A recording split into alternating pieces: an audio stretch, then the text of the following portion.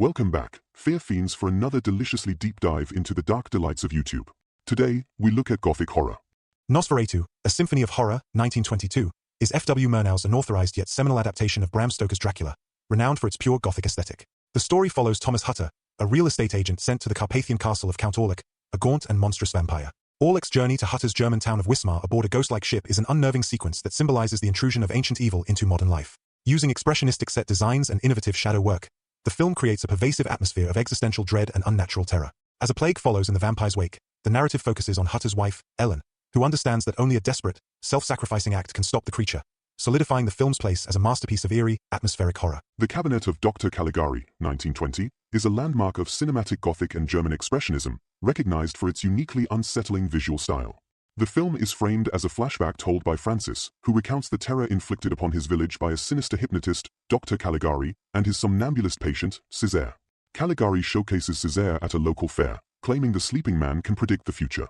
However, Césaire is secretly commanded by Caligari to commit a series of brutal murders under the cover of darkness. The film's angular, distorted sets and painted shadows create a jarring, nightmarish reality that externalizes the character's psychological distress. It is a powerful exploration of unchecked authority, insanity, and the uncanny, perfectly blending the Gothic atmosphere of dread with an early cinematic focus on psychological horror. The Terror, 1963, is a low-budget, atmospheric Gothic thriller directed by Roger Corman and starring Boris Karloff. Set in the Napoleonic era, the film follows Lieutenant André Duvalier, who is separated from his unit and finds a mysterious, beautiful woman, Helene, on the coast of the Baltic Sea. He chases her to an isolated, crumbling medieval castle owned by Baron von Lepp, Karloff, who insists Helene has been dead for 20 years. As Duvalier investigates the unsettling mystery, he is drawn into a web of ancient curses, mistaken identity, and supernatural haunting, centered on a hidden vault and a portrait with a secret. The castle's gloomy corridors and the ambiguous presence of the woman create a classic Gothic mood of suspense and mounting dread as the protagonist struggles to discern madness from true supernatural evil.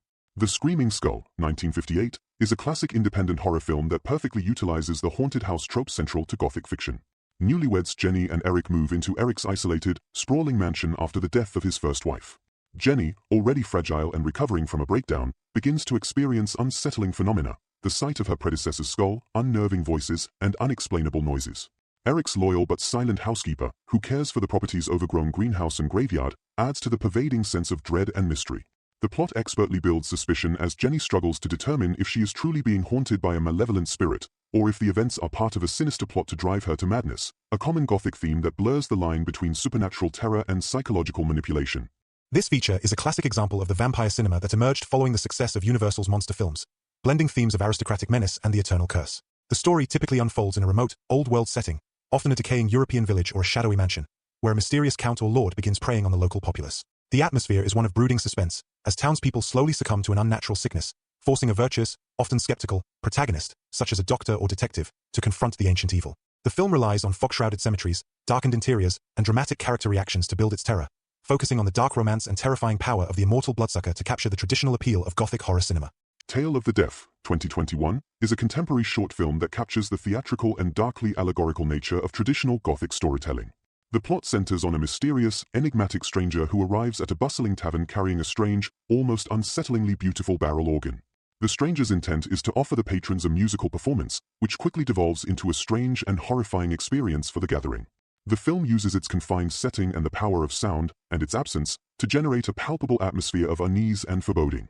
It explores the themes of curiosity, obsession, and the unsettling nature of the unknown, suggesting that some stories, or performances, carry an ancient, inescapable curse or psychological burden that transcends a simple scare.